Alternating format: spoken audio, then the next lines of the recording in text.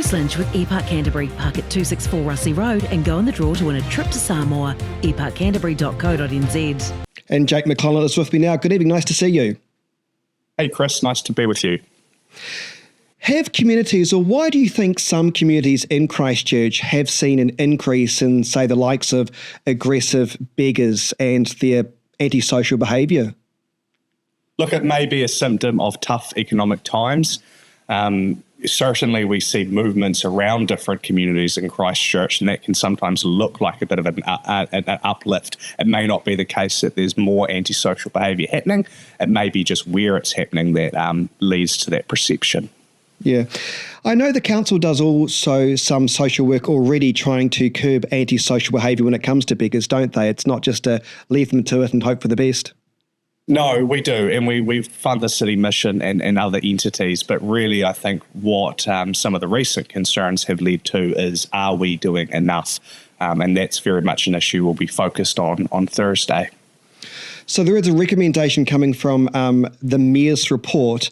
What does that recommendation look like, Jake? And I suppose what people watching this tonight are trying to understand whether there's hope to try and alleviate some of the problems they may have been facing with beggars.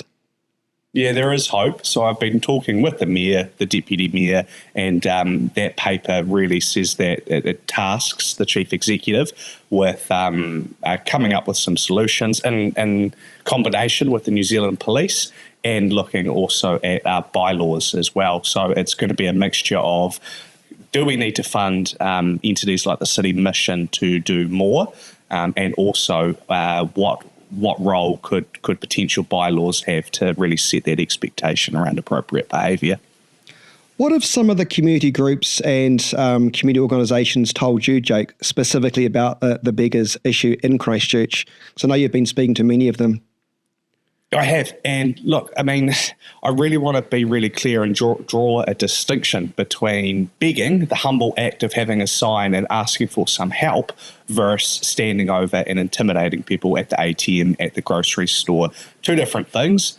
One is wrong and one is unfortunate. And I just really want to be really clear. And actually, when talking to one of the groups that works with people on the street, she said to me, it's that antisocial behaviour that's actually giving vulnerable people in our community a bad name, and that's not doing anyone any good. Yeah, I mean, you're right to pick up on that. I mean, when I see somebody that's pleading for money, there is a great sense of sadness that their life has come to that expectation. That's all they think they can do. It's incredibly sad. I know that Auckland and Wellington have bylaws in place to prohibit antisocial behaviour, and it looks good on paper, but what are your thoughts? I mean, surely it has to be something a bit more nuanced than we're just going to ban beggars or social, or antisocial behaviour, because if it was that easy, I suppose we would have done that already, right? Yeah, and we can't ban begging because it's not illegal. But what we can do is set some expectations around behaviour. It's that antisocial behaviour we're seeking to address. It's the intimidation. It's the duress. That's the element that is.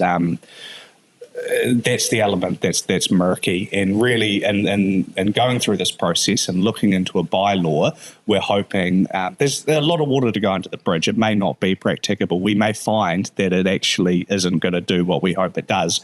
But if it does do what we hope it does do, then it's another tool that the police can use to intervene. I know you've been speaking to the Deputy Mayor and the Mayor about this issue. Do they share similar concerns that it has become a great enough issue to put it on some kind of, Mayor's recommendation for a council meeting this coming Thursday?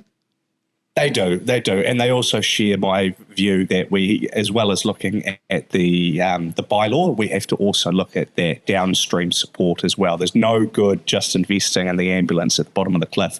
It's really making sure those support agencies are properly funded so that when someone finds themselves in a situation where they're on the street, there's some support there immediately, and not letting those behaviours, or not letting that unfortunate circumstance become normal and everyday. So that's really what we're all aligned on.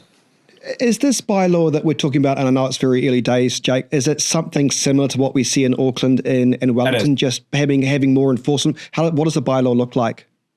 The bylaw the bylaw that Auckland and Wellington have And we may do something different here. We may find that it hasn't been effective, and we may choose not to do anything at all in terms of a bylaw. But what they have on their books is really around duress and threatening behaviour, and it offers the police the ability to step in at that point. Okay.